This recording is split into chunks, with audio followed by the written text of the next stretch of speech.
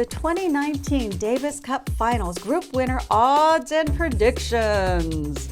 The Davis Cup is a premier international men's team tennis tournament. Croatia is the reigning champion, but are underdogs in Group B. The United States has won the most Davis Cup titles with 32. The 108th edition of the Davis Cup, but the inaugural Davis Cup Finals will be played in Madrid, Spain, on a hard court from November 18 to the 24th.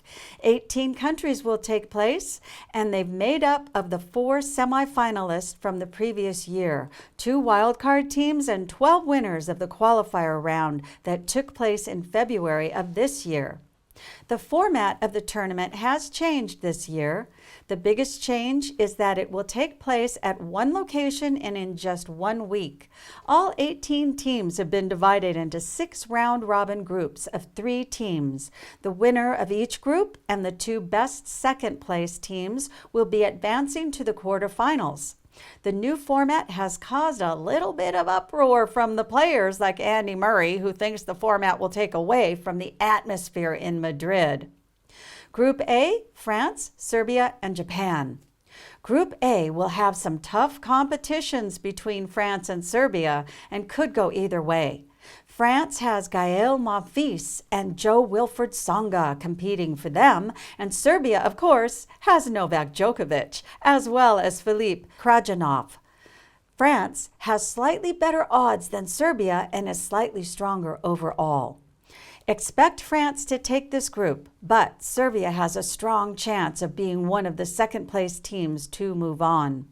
Group B, Spain, Croatia, and Russia. Spain is currently the favorite to win not only Group B, but the entire tournament. One thing that could stand in their way of winning is whether or not Rafael Nadal competes. Nadal is recovering from an abdominal injury that caused some issue for him early in the ATP finals. Despite Russia's odds, expect this group to be a battle between Spain and Russia. If Spain competes without Nadal, they still have Roberto Bautista Agut, who is ranked 9th in the world, and Pablo Carreno Busta. Russia will have players including Daniil Medvedev, Karen Khachanov, and Andrei Rublev. It looks like Russia has a great opportunity to win, especially if Nadal pulls out. They could perform a great upset. Group C will be Germany, Argentina, and Chile. Germany, Argentina, and Chile all have competitive teams coming into this tournament, but Argentina has players like Diego Schwartzman and Leonardo Mayer.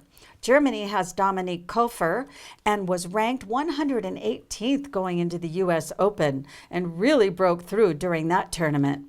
Germany should be able to come out on top.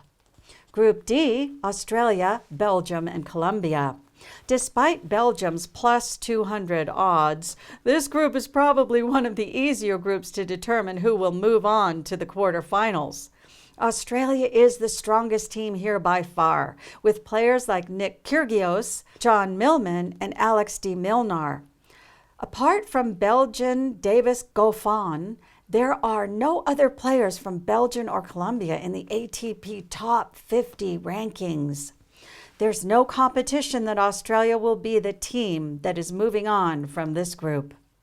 Group E, Great Britain, Netherlands, Kazakhstan. As a whole, Group E is the weakest group in the tournament. Don't expect any of these teams to go very far beyond the quarterfinals. Obviously, Great Britain has players like Andy Murray and Jamie Murray, but it's been hard to predict how Andy Murray will compete. This season has not been his best, and he has stated that he has his eyes on the Australian Open in the new year. Great Britain will most likely be the team from this group to move on. Group F, USA, Canada, and Italy. One of the biggest stories for Canada is that Milos Raonic was withdrawn from the tournament with a back injury. Raonic has battled injuries in recent time and has only played 3 official matches this fall. World number 94, Braden Schnur, will replace Raonic. Canadian young phenoms Denis Shapovalov and Felix Auger-Aliassime will join Schmur and Popsicle to make up the Canadian team. His group is similar to Group C in terms of competition. All three teams here have the talent to win the Davis Cup title.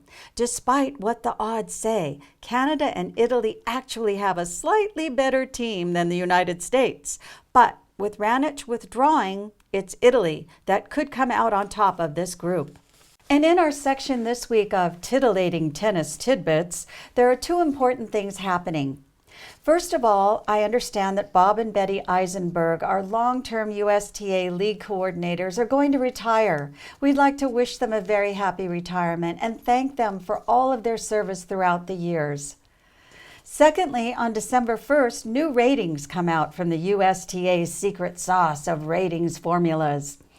We want to take notice of this because you never know when it's going to alter your world and you might need a new partner or a new team. So take a look at it at the USTA website under ratings. There are also some smaller sites available where you can get that information. But take a look at it and be prepared because we never know what they're going to come up with this year. So that's it for this week, and we'll see you next week. Thank you.